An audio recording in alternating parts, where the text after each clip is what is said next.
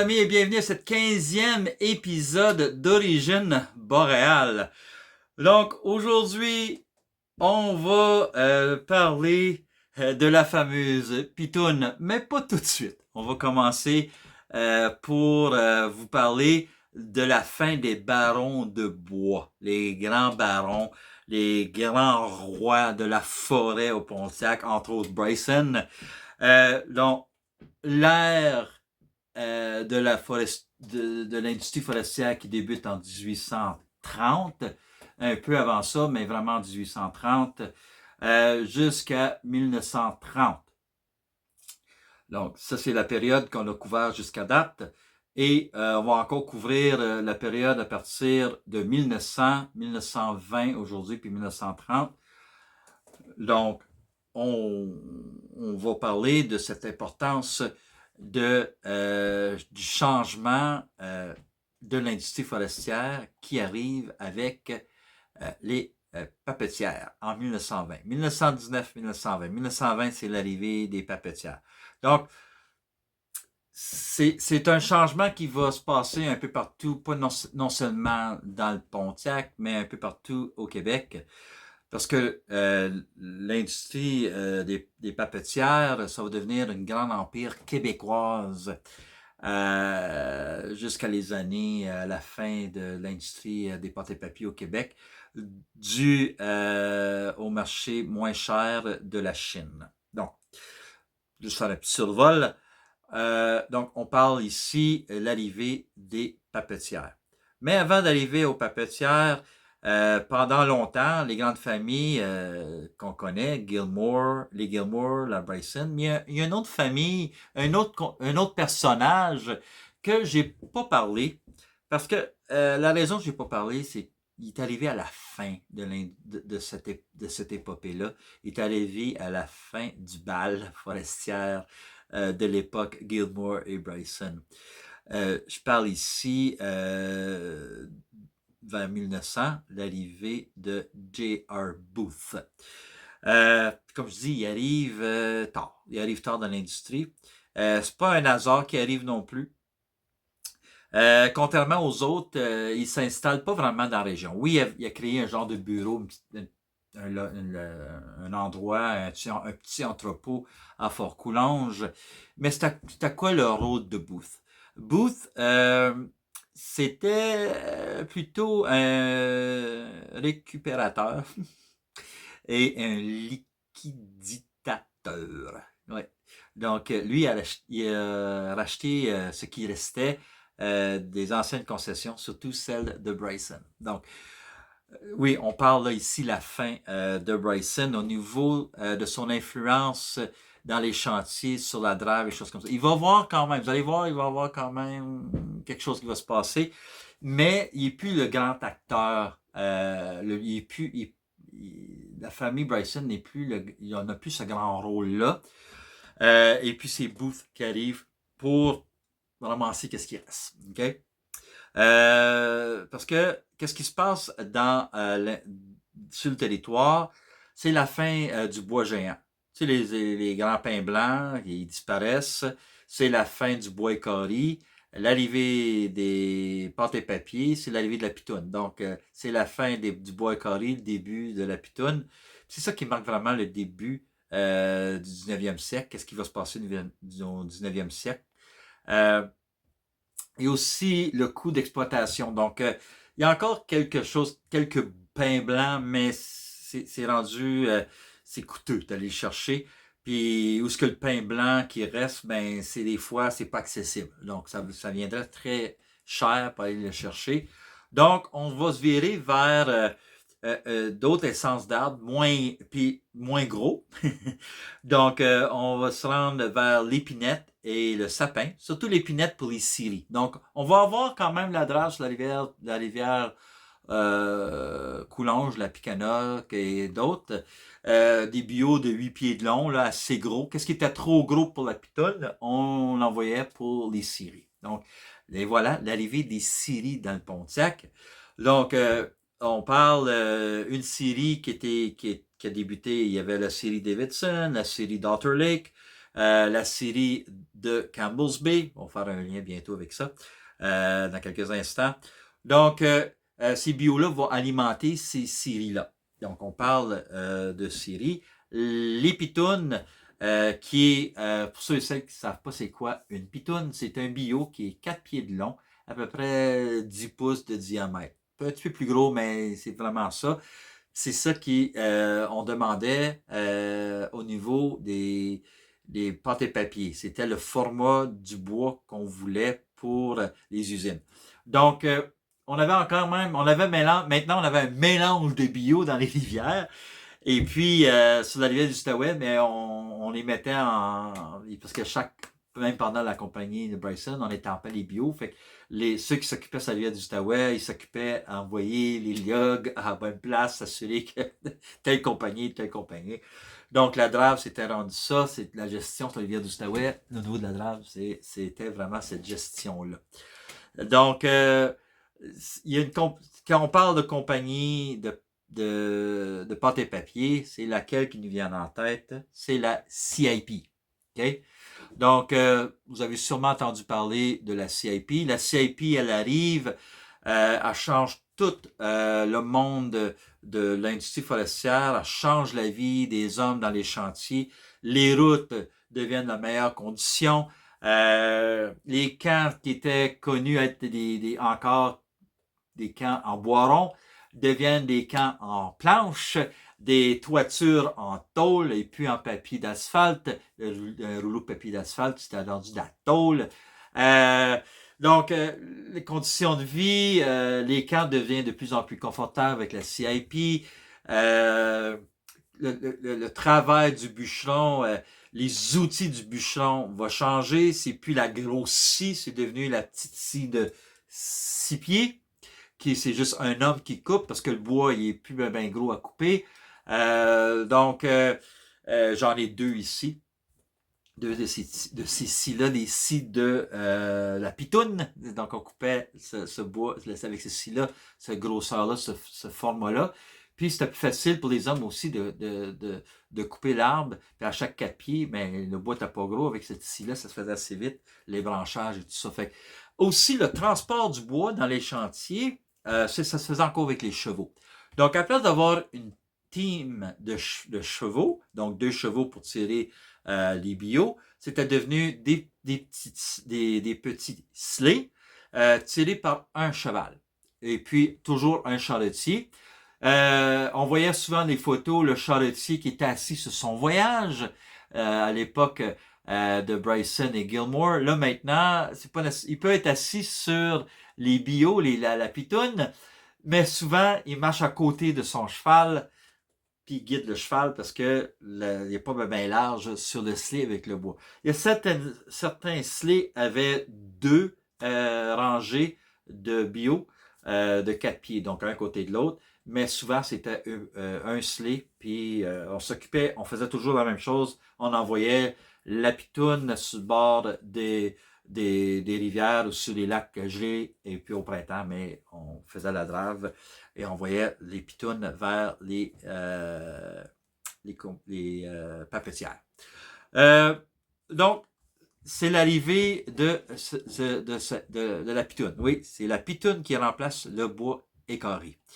Comme vous avez vu, on change de stratégie, on change de façon, on change d'infrastructure avec l'arrivée des papetières.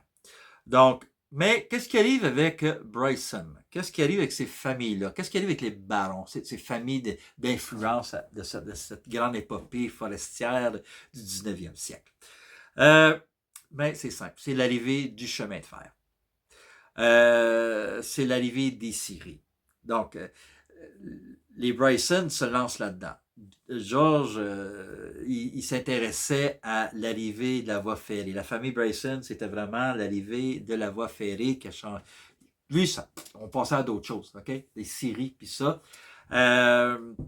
Donc, aussi, juste faire un petit capsule, retourner au dépôt d'Otter Lake. On sait que le dépôt, c'était le dépôt de la Gilmore. À l'époque de la Gilmore,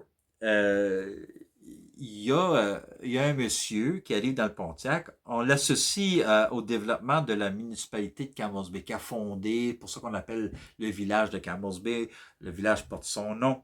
La famille Campbell est arrivée dans le Pontiac, pas vraiment pour l'agriculture.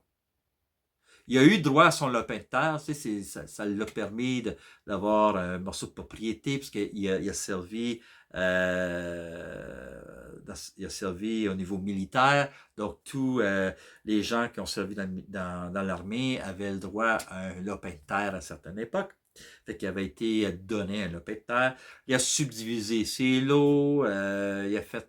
Mais est-ce que c'était vraiment ça son intérêt? Non, parce qu'il était embauché par la Gilmore et c'est lui et sa famille qui s'est occupé du poste du dépôt de la Gilmore à Otter Lake. Donc, à un moment donné, avec l'arrivée des colons, le poste a changé de vocation. Okay? Donc, c'était un poste qui s'occupait à alimenter les chantiers de la Gilmore, les chantiers de la Gilmore. L'arrivée des colons avait, comme j'ai dit, ça a changé les choses. Maintenant, les colons pouvaient vendre des surplus de récolte, le surplus de foin, le surplus de porc à la Gilmore. Donc, le rôle du dépôt change. Il devient un magasin général. Il devient un centre, un bureau de poste. Je l'ai parlé dans le dernier épisode. Donc, le rôle du dépôt change. Le besoin de Campbell, de la famille Campbell, le dernier à s'occuper, c'est son fils Robert Campbell. Robert qui a vu le déclin du poste, qui n'avait plus besoin, Gilmore, la compagnie Gilmore, avec tous les changements qui s'en venaient.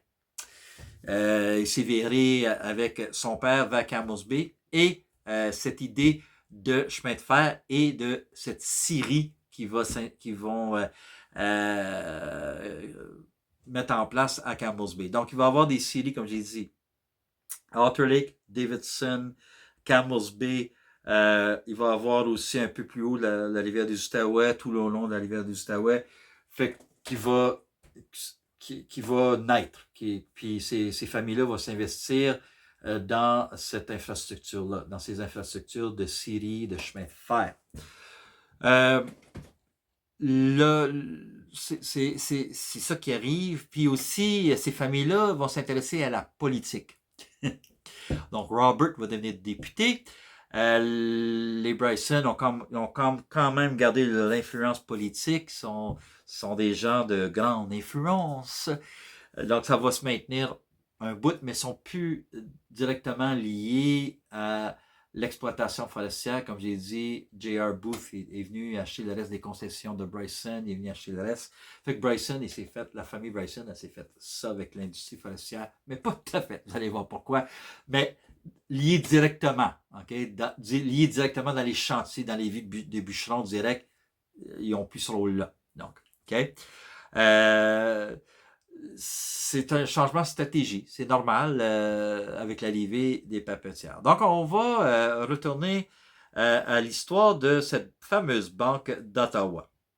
La fameuse banque d'Ottawa, comme je vous ai dit, des Old Boys Club. Vous vous souvenez, je vais parler de cette histoire-là. Mais le Old Boys Club, si vous regardez leurs origines, okay, ils viennent d'où?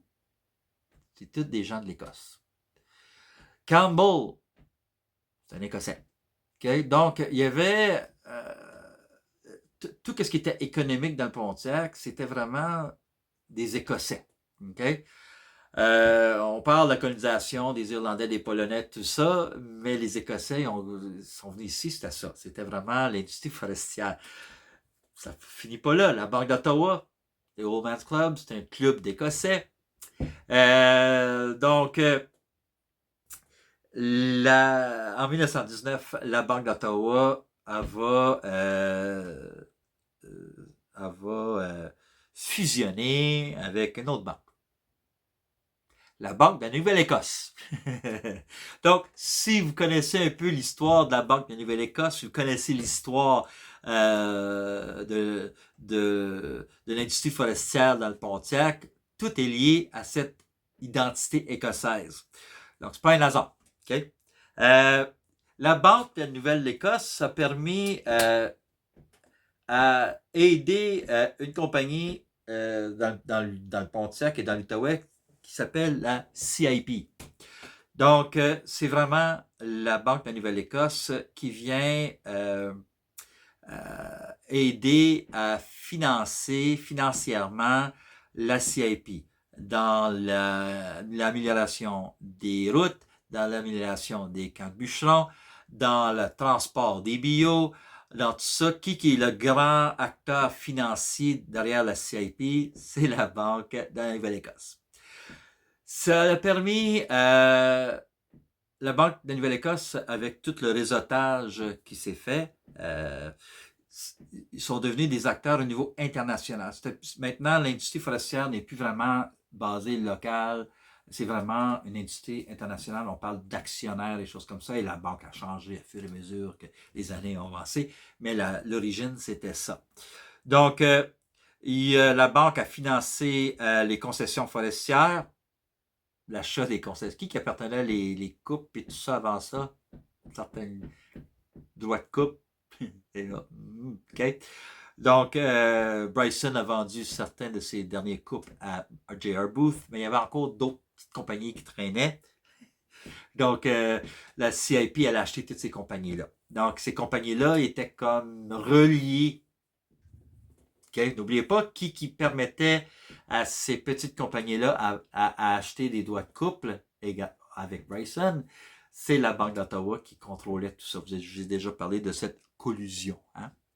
Donc, aussi, la Banque de Nouvelle-Écosse va aider à financer en arrière-plan le chemin de fer du Pontiac, la PPG. Okay? Donc, Bryson était un des grands promoteurs, la famille Bryson, le grand promoteur de la voie ferrée, les Campbell, la Banque d'Ottawa au début, après ça la Banque de Nouvelle-Écosse. Fait qu'il y a vraiment une alliance culturelle entre élites écossaises dans le Pontiac. On n'en parle pas dans l'histoire du Pontiac, ce lien-là, puis ce rôle-là qu'a joué tous ce club de old boys, là, ce vieux club, là. Mais ils ont eu un rôle énorme là, dans le développement de la région et du Pontiac. Donc, c'est pas une cachette, c'est tout là. Okay? Ben, on n'en parle pas beaucoup de cette situation-là, de cette réalité-là. Donc, oui, la Banque de la Nouvelle-Écosse a financé cette nouvelle industrie du pâte et papier. Donc, la construction d'usines aussi, qui a coûté des millions de dollars. Donc, c'est grâce à ça, c'est grâce à la Banque de la Nouvelle-Écosse. Donc, comme vous voyez, c'est un réseau encore bien connecté, très politisé aussi dans le Pontiac. C'est pour ça que le rôle, l'influence politique de certaines familles ont resté pour longtemps. C'est à cause de ça. Okay? Le paradoxe, c'est que les anciens barons financent leur propre disparition. Donc, financent la fin de leur règne, dans le fond. Mais ça change. Okay? On devient de barons à des actionnaires. Donc, on quitte la forêt pour des actions. Le monde va changer avec la CIP. Si vous connaissez un peu, on a souvent des noms des lieux. Tu sais, Arthur Lake, le chemin qui semble au lac du Mont, ça a été la Gilmore, tout ça qui ont développé tout ça. Puis finalement, mon père appelait ça le chemin de la CIP. Donc, la CIP, elle a investi dans les nouvelles routes. Ces routes-là, on va quand même utiliser la drave, on va quand même faire la drave un bout de temps. Et là, va arriver, à un moment donné, l'arrivée du camion, du gros camion bio. Ben, ça va être pour un autre épisode. Parce qu'on n'est pas encore rendu là. Prochain épisode, on s'en va à partir de 1930 jusqu'à 1950. Et puis, on va parler de tout ce qui va changer encore la vie de ces bûcherons-là. Donc, de manière qu'ils sont payés, les conditions de travail. On va parler de syndicalisme, les nouvelles lois des normes du travail qui vont venir avoir un lien direct dans les conditions de travail des bûcherons. À un moment donné, on va changer de méthode de salaire Parce qu'oubliez pas, les bûcherons, jusqu'en 1890, ils se faisaient payer par saison. Donc, après ça, il y a un autre système qui change. Les hommes vont être payés par la quantité de bois coupé. Donc, on va aller là à la prochaine épisode. J'espère que vous avez aimé ça. J'espère que ça allait mis un peu de lumière de cette industrie-là. Qui était au contrôle de cette industrie-là dans le Pontiac et dans l'Outaouais à cette grande épopée de grands rois des forêts, dont Bryson, Gilmore et autres. Comment est-ce que ça a été développé, comment l'industrie a changé, cette mutation bizarre et drôle. Oui, on parle encore de collusion là-dedans. Vous pouvez voir hein, les jeux qu'on pouvait faire au niveau politique, financier, tout ça, les influences, le réseautage, les connexions. Donc, je vous laisse là-dessus. Et puis, on se revoit à la prochaine épisode. Salut tout le monde!